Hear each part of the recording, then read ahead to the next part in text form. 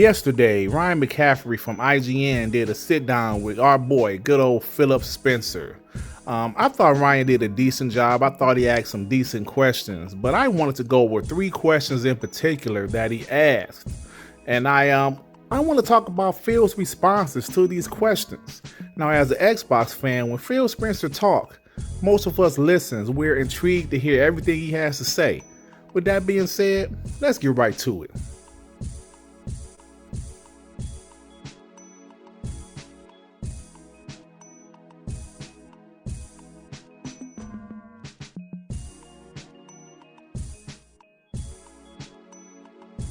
Well, that said, you dodged the second part. Let me rephrase it this way.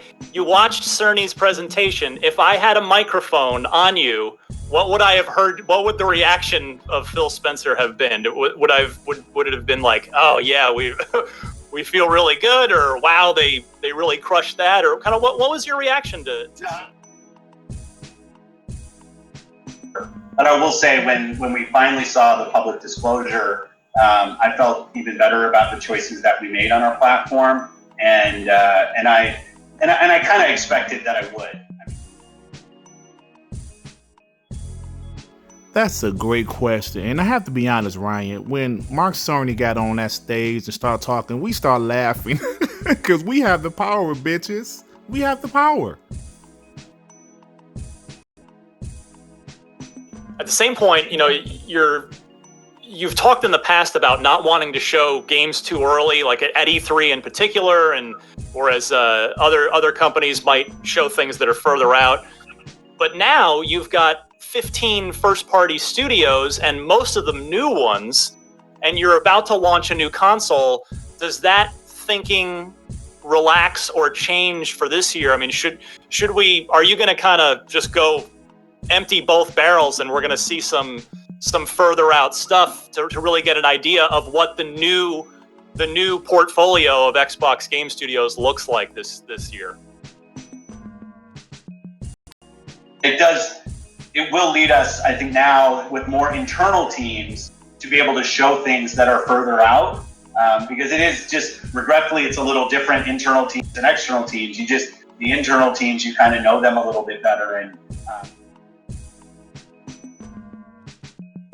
You know what, Shaggy? I mean, Ryan, the only reason I said that we didn't want to announce games too early back in the day was we didn't have many games in development. I gotta be honest with you. There's a lot of rumors saying that some things is going on at Microsoft and we couldn't invest.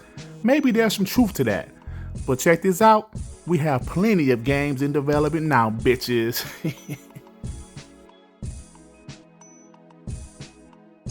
I know I've got about 10 more minutes or so with you, so just a few more things.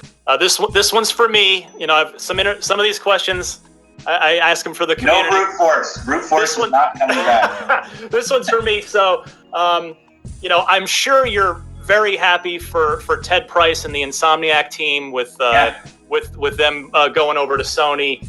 But hey, for me, we never got that Sunset Overdrive 2. So what I seriously want to ask you is, was that like the right game at the wrong time, or can you kind of speak to, because I still feel like that is right at the top of the list for all-time Xbox One exclusives. Job, and some of those games did get caught up in some of the noise around our platform and how many Ps do we have and TV stuff. And it's cool to see as time's gone by, and I think a lot of platforms do this, where people will go back and I'll identify things that maybe at the time felt noisy, but then after all that noise dies down, they're remembered for being really great games, and it's why our back.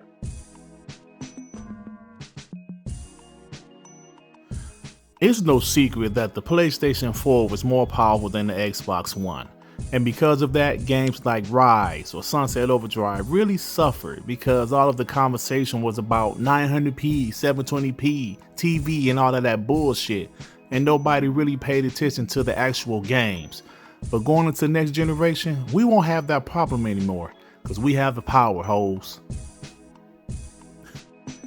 At the end of the day, y'all, I feel Xbox learned from their mistakes and they're going to be a much better console next generation. They have tons of games in development, they have the power, and it's going to be a lot of fun. All right, y'all. Well, I'm about to go ahead and get up out of here. If you like this video, please hit the like button. If you happen to stumble upon my channel, you think I'm decent enough, why don't you subscribe? All right, y'all. All right. All right, everybody. Peace and love. Peace and love. Shit. Damn. Ooh, nigga.